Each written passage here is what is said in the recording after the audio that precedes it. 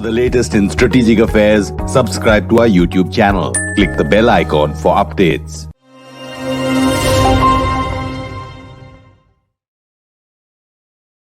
This is StratNews Global. I'm Amitabh. Revi. On the talking point today, we are looking at China's military modernization with Meia Nouwens from IISS in London.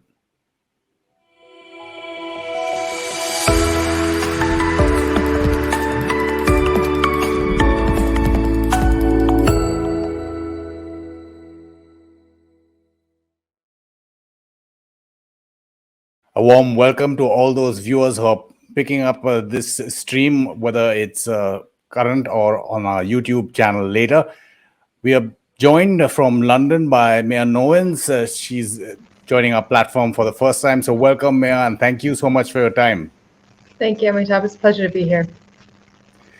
Just looking at the IISS report and your expertise, Meia, I'm going to pick your brains a little bit. The military balance 2023 assessment.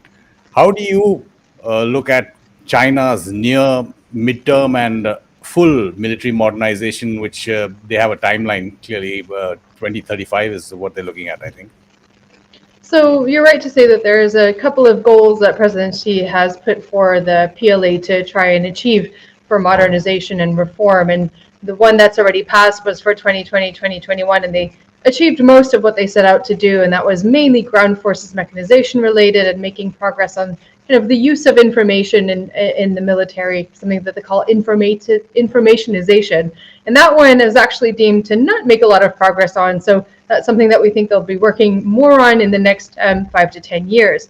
But the next goal that's up is really 2027, which was a midway goal that was added only just a few years ago. And the question is what that really means, because the words described for that goal leading up to the 2035 full military modernization goal are things like army building. There's a point here about loyalty to the party. But really what I think over time has been shown is that this 2027 goal is meant to be capability development for near or medium term contingencies, and most likely some sort of preparation via Taiwan. I think it's really important to remember that this is a capability-driven goal. This is not a political intent goal or a political will goal. So we need to remember that although the PLA might be working towards these goals, it doesn't necessarily say that something is necessarily going to happen around those timelines. And just to be clear, the 2035 goal remains the full goal for full military modernization, and that's really to be on par with the United States across the PLA's capabilities and to be able to displace the United States in the Indo-Pacific region as the main security and military actor. When you talk about Taiwan and you say it's about military capabilities that the Chinese military is building up, what are the kind of lessons that you can gauge the Chinese military is looking at from the Russia-Ukraine war in terms of Taiwan? I think there's going to be a number of lessons that the PLA is going to be watching for. There's all sorts of lessons about the importance of information domain superiority, the importance of the electromagnetic spectrum, the importance of maintaining information dominance, the importance of potentially using a threat of the use of nuclear force very early on in a conflict to deter others from intervening. And then there's all kinds of other lessons that are to do with things like the importance of maintenance and logistics. Now, what I would want to reiterate is that these have all formed part of the PLA's reforms anyway over the past few years. So this isn't news to the PLA that these are important things to be looking at and preparing for. But of course, I think there's a bigger picture here, which is that the lesson learned potentially is that even a conflict that one prepares for very diligently is could be very confident about can change very rapidly in the event itself and can turn into something that one didn't expect or didn't desire. So whilst the PLA, from looking at Chinese military doctrine, strategy, and operational concepts, is preparing for a contingency that is very quick, in which it has the element of surprise, in which it can have decisive victory very quickly. In actual fact, what Ukraine shows is that what the PLA might need to prepare for is also a war of attrition of a different sort and a protracted war, because that might happen in the event of a contingency. Again, we were seeing pictures there of Nancy Pelosi, the ex-speaker, and all the hoo-ha that was kicked up soon after that with the Chinese exercises. As you point out, I think if not in the report, I have seen a couple of interviews, or maybe it was when the report was being released that you were talking about this, and you brought out the fact that naval amphibious exercises were not carried out. Now, is that significant in any manner? I think it is significant. I mean, the worst case scenario for the PLA in terms of attempting a forced unification through military means is going to be what we think might be an amphibious invasion of Taiwan, and that is notoriously difficult for militaries to be able to achieve. Even the most capable and confident militaries find that difficult to achieve. It's a highly complex operation. So I think here, by not including that, which has been a point of training and exercising for the PLA as it builds up its force and modernizes over the past few years, for that not to be included in the exercises around the Nancy Pelosi visit to Taiwan is significant. It is sometimes about the things that you see, but also the things that are omitted. And here there's a question of, okay, did they not do it because it's actually a part of their military capability that they're still working on and aren't that confident in? Or was it not used potentially to not send the wrong signal to the United States that these exercises were a pretense for something more serious? Again, we were just seeing pictures there of Russian and Chinese naval exercises. How do you read Anthony Blinken at the Munich Security Conference and then subsequently other US officials bringing up what they claim is intelligence that the Chinese are contemplating to give the Russians arms and ammunition? So I think this falls within the bigger question of what the Russia-China relationship actually looks like today in the post-Ukraine scenario context. I mean, clearly in February last year, the Russian and Chinese have stated that they have a relationship, a partnership of no limits. I think it's very clear over the last year that there are limits to that partnership and that friendship. And here, I think the United States and the West has been very clear in drawing a red line to China to say that the supplying Russia with economic aid or trade is one thing, but on the other hand, supplying lethal aid is something different altogether, and have underlined the seriousness of what that would mean. Now, I think we haven't seen any proof in open source that that has happened. We're relying on the United States' intelligence to say that discussions were taking place. They believe in China that would indicate that Beijing was at least contemplating doing so. The question is now whether or not these warnings from the United States, not just Anthony Blinken, but also, of course, as we've heard since then, various statements coming out to talk about how serious this would be in terms of ramifications for China, whether that's enough to deter China moving forward. The only real recent military action and actual deaths that the PLA has seen has been with India, and so has India lost lives on the Galwan in the Galwan Valley. How do you see the military and economic asymmetry and India trying to catch up, whether it is in terms of both arms and developing infrastructure, that is roads, etc., in the border areas? So I'm not an expert on India's efforts to modernize in the face of China's military reform and increased procurement across the board.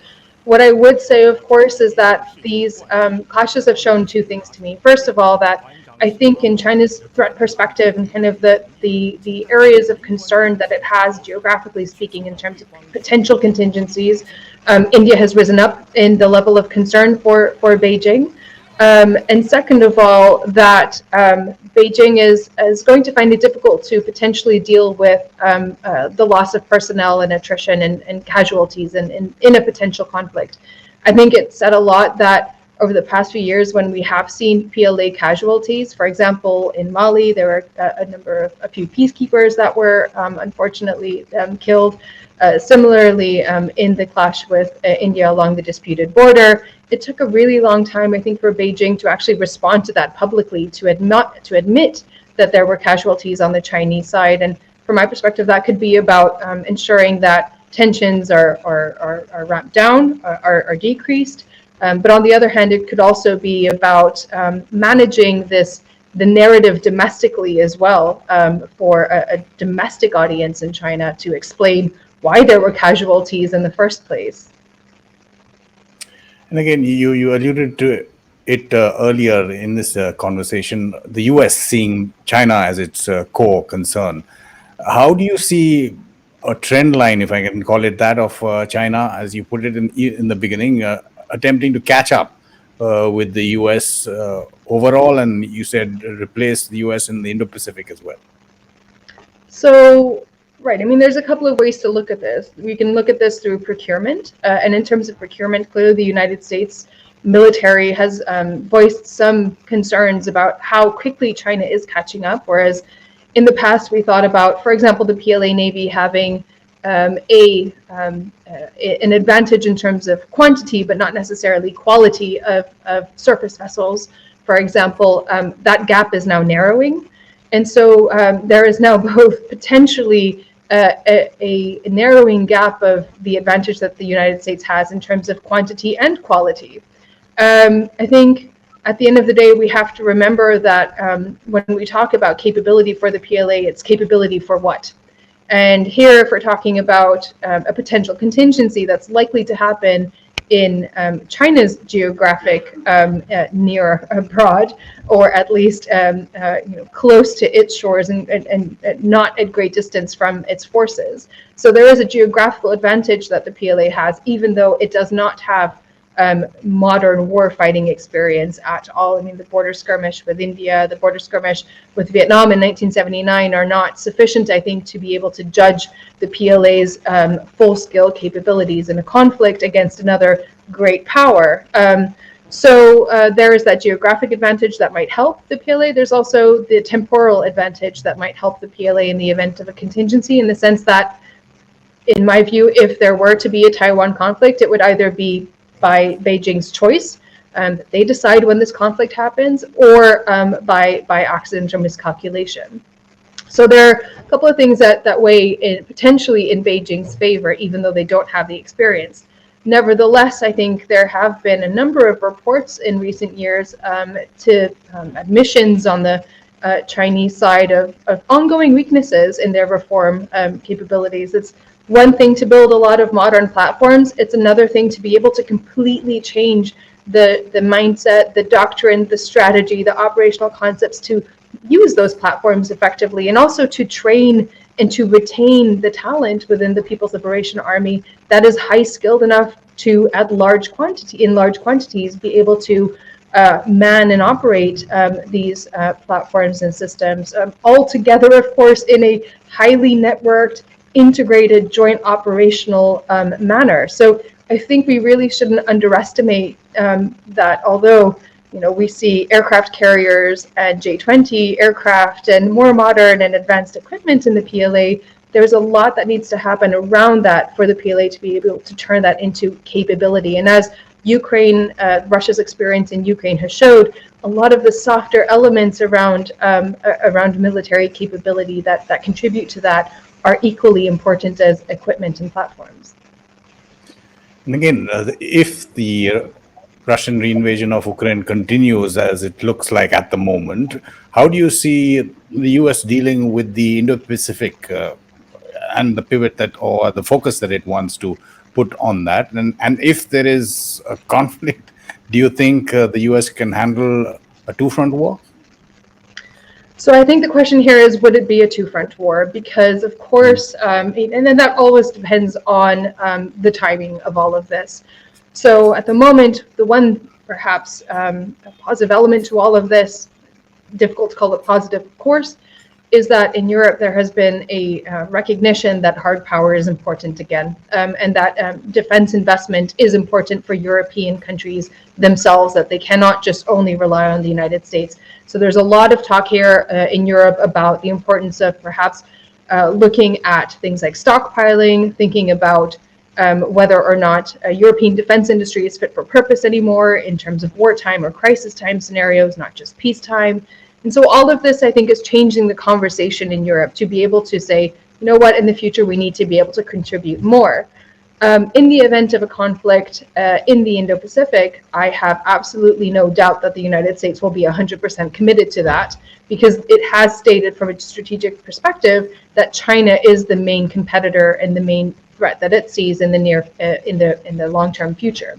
So I don't think it will necessarily be a completely two-front war. I think the U.S. will pivot in that instance to the Indo-Pacific. The question then is, will allies and partners from Europe, for example, contribute as well? They could, but they also, of course, I think would be focused on securing their own neighborhood and potentially allowing the United States to deploy more of its forces to the Indo-Pacific theater. Just, for example, a role for European allies and partners to think of securing choke points or sea lanes of communication for the United States to take that over.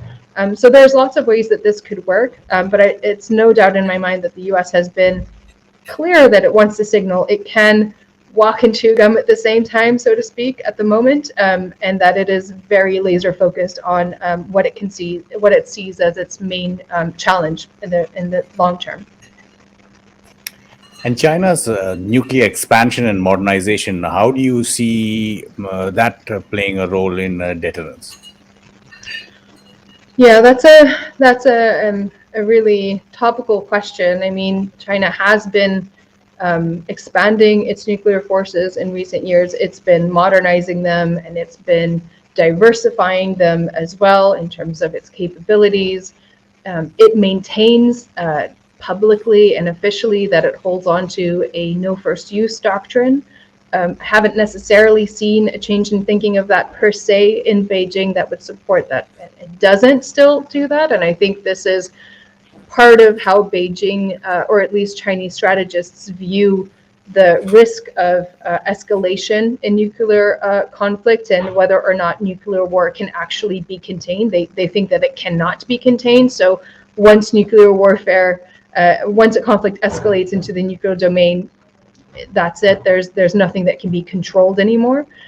So for the Chinese perspective, it really is they do see it as an element of a defensive capability and a deterrent from their perspective. And the Beijing rationalizes its modernization and its expansion as saying, well, the United States has more advanced capabilities, has more advanced missile defense capabilities, and so we need to respond to that in like as well. The problem here, of course, is that there's a disconnect between the rhetoric of China saying that it actually is against the use of nuclear weapons and yet refuses to join into arms control negotiations.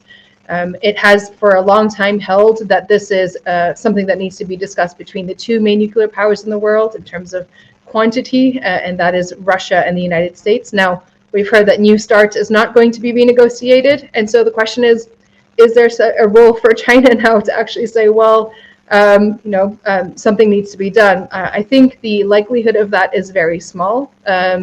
Beijing, as long as it sees its nuclear but also its conventional missile capability as key to its deterrent strategy for an Indo-Pacific contingency, is not going to be willing to enter into any negotiation that would limit that capability.